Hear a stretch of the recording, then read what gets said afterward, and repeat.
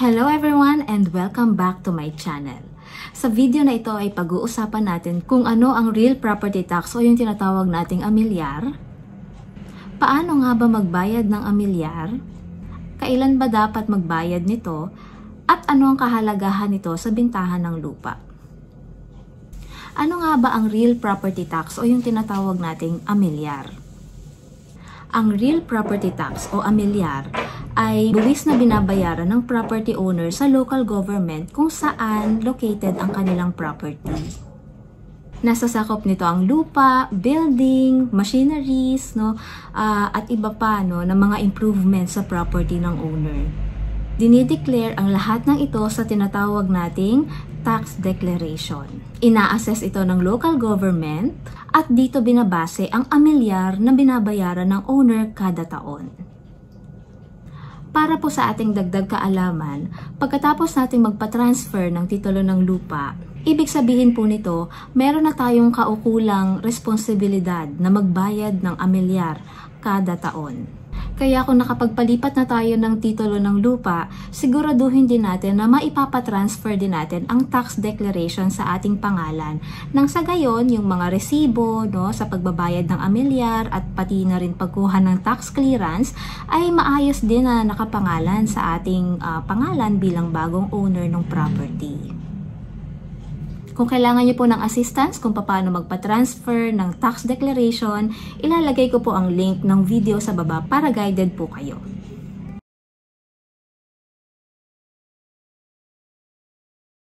Paano nga ba magbayad ng amilyar? Una, kailangan nating ihanda yung mga documents na kailangan sa pagbabayad.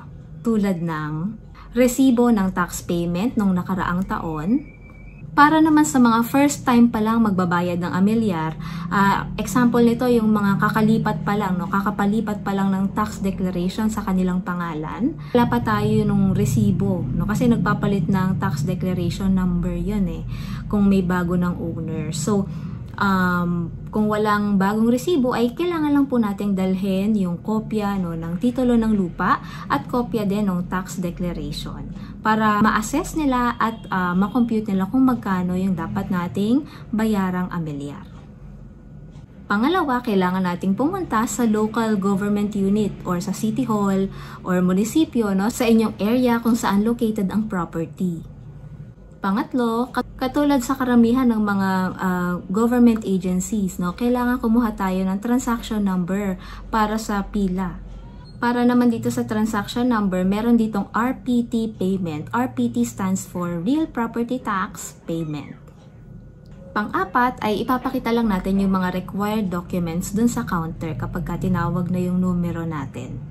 Pero kung meron na po kayong previous receipt, yung binayaran yung amilyar nung nakaraang taon, ipapakita nyo lamang po yung resibo na yon dun sa counter para mas mabilis yung transaction.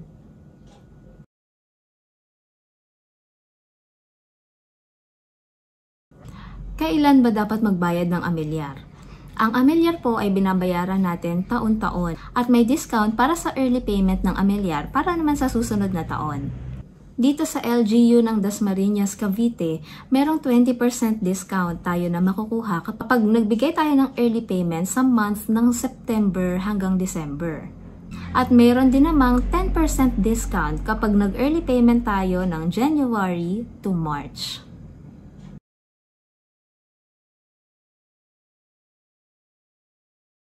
Ano nga ba ang kahalagahan ng amilyar sa bentahan ng lupa? Bilang buyer, mahalaga na alam natin ang amilyar ng property na gusto nating bilhin. Dahil isa rin ito sa katibayan na maayos ang mga dokumento ng property na iyon. Siguraduhin natin na updated lagi ang bayad sa amilyar dahil kung hindi ay sasaluhin ng buyer ang bayad dito pati yung mga penalties dahil sa late payment. Pati na rin yung iba pang dapat bayaran para ma-update yung amilyar. Bilang seller naman, mahalaga na updated taon-taon ang amilyar ng property.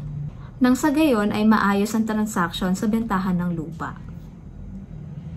So, yun po yung mga dapat nating tandaan at ilan sa mahahalagang impormasyon tungkol sa amilyar. Sana po ay nakatulong ang video na ito at don't forget to like and subscribe to my channel para lagi po kayong updated sa mga susunod ding uploads. Yan, thank you for watching and God bless everyone. Bye!